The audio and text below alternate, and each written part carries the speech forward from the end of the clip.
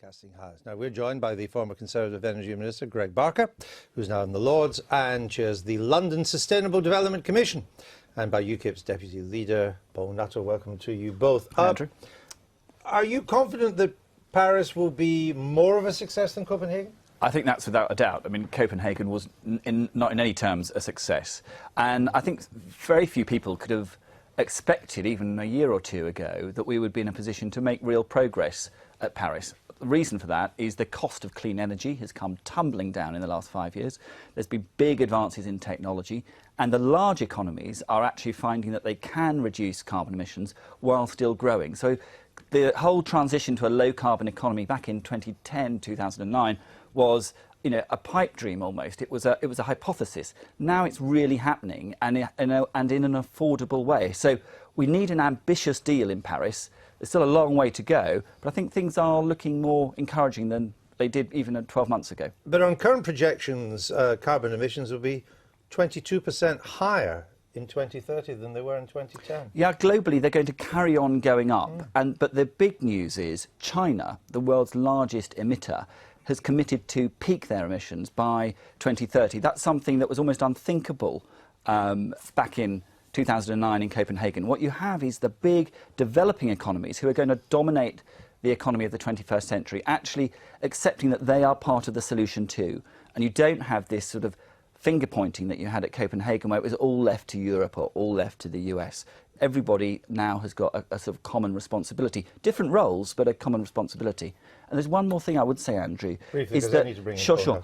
The UK plays a disproportionately important role in these talks. I think we've got the world's best climate negotiators who get very little credit, but actually the UK is seen as a global leader on this agenda, and people are working with us at a technical level. Let me come back to that. What do you want to happen in Paris, if anything? I would like to see a level playing field for us, the British, because at the moment what tends to happen with these at these climate change conferences is that Europe bounds on ahead and attempts to meet the targets when the growing economies in the East, China and India, for example, basically take absolutely no notice whatsoever. And I'll give you an example.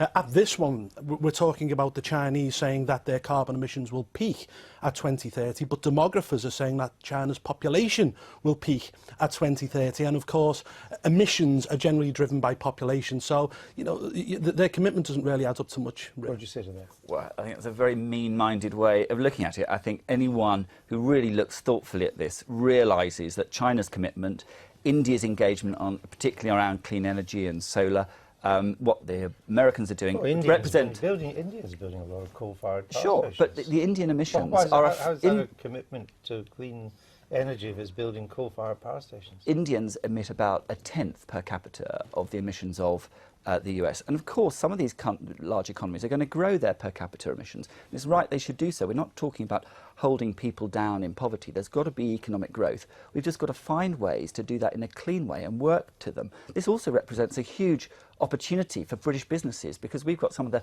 best brains and technology and firms who are going to make a lot of money out of this low-carbon transition. Nearly all the technology for wind power has been imported. Well, it's Siemens is building in Holland, not the British. Wind power is one example, it's but if you look renewable. Across the board at the value of the low-carbon economy sector the UK, the Chinese lead was the fastest growing. Chinese lead in solar panels. The Europeans, Danes, Germans, they lead in wind power. Where do we lead? We lead on a whole range of subgroups within that. I mean, you're absolutely right. We're not a big, heavy manufacturer in that way. But in terms of light materials, in terms of energy efficiency technology, in terms of a number of tech applications, and also in finance, more money was raised out of London to finance the global low-carbon economy than any other centre. I thought your government had just closed the Green Bank. No, absolutely not. Sidelined the Green Bank. The Green Investment Bank. The Green Investment Bank is a huge success story. It's now being privatised as a result. What's its capitalisation? It's about £6 billion now. That's it.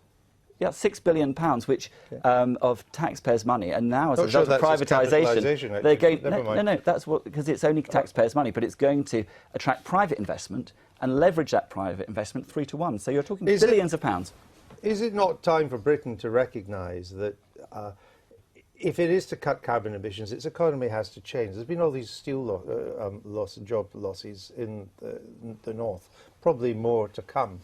But is that an inevitable changing of the balance of power in the world economy, that it's not, we're an advanced economy, that's not what we do anymore? Well, I think the problem is energy prices. I mean, the energy prices in Britain are 3 times that of France. They're the most expensive in the EU and indeed the world. And the problem is, it's what the people who most expensive. Hold on. Well, our energy prices are the most UKIP, that's a bit bizarre. Energy prices in the world. No, sorry. Energy prices in Britain are the most expensive in the European Union. 3 times the price of that in France. The problem that we've got is problem that we've got, Andrew, is that companies are moving from Britain to the cheaper economies where it's cheaper in India and China and whatnot, and we're being left behind. Of course, when steel production is moved, CO2 is not cut. Absolutely right. It right. simply moves to Very areas important. where the CO2 emissions are less monitored, shall we say, than they are in the United Kingdom. Absolutely right. That's why you've got to be sensible about this and ensure that you don't disproportionately penalise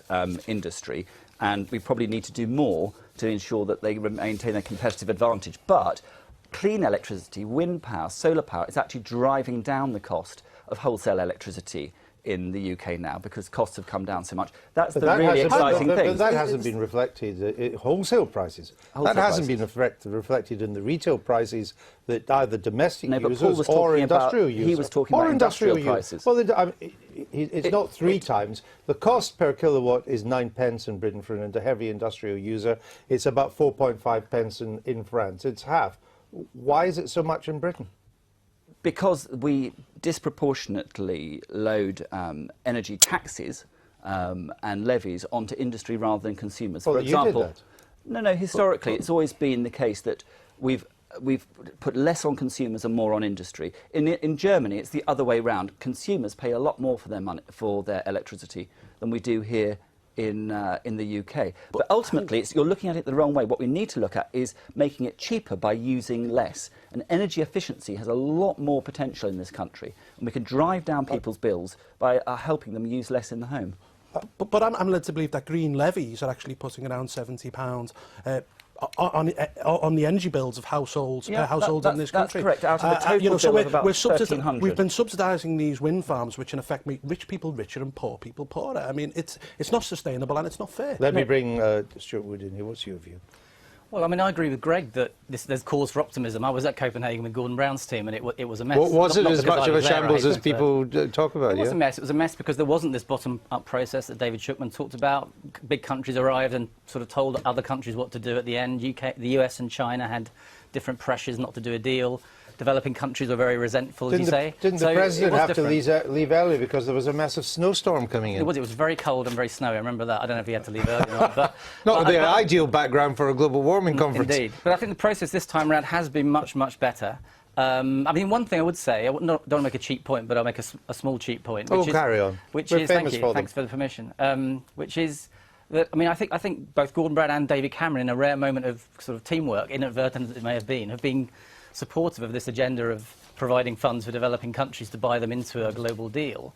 But on the domestic front, I mean, Amber Rudd didn't even mention Paris in her conference speech. The Secretary for Climate Change didn't even mention this huge and there's been a huge cut in subsidies to the renewable energy. 10 green NGOs wrote a joint letter this week, and she was very punchy on Paris. Why are you cutting subsidies? Because the cost of the technology is getting cheaper. We don't want to live with subsidies a day longer than we need to, and it's a huge success that they can come down so quickly. Why have you withdrawn support from zero-carbon homes, which have been in the pipeline for 10 years, bought in the construction industry? Because we want homes built rather than perfect homes, staying on the drawing board. But every single aspect on renewables investment, zero-carbon, fuel tax seems to be going against the renewables and clean energy agenda rather than supportive of it. How can you have moral leadership under David Cameron's premiership, we've had unprecedented investment in clean energy. The UK has become a world leader in offshore wind. We have a massive pipeline. Which is the most expensive form of energy. But the cost is coming down. Well, across we the bo- keep on acro- being told. So across the board, the cost of clean energy is coming down. So if it's coming dramatically. down, why do all these companies scream that if you take our subsidies away, we won't do it? Because there's a balance to be struck. But I cut the tariffs for solar in 2011, and they did this, and we then had a massive expansion. The question is getting the right balance. But All right, across the board, we've not got the right we're time. squeezing I'm out afraid. subsidy. We're squeezes of time, but we've got a month in the run-up to Paris. You didn't frankly have the balls to put country before party.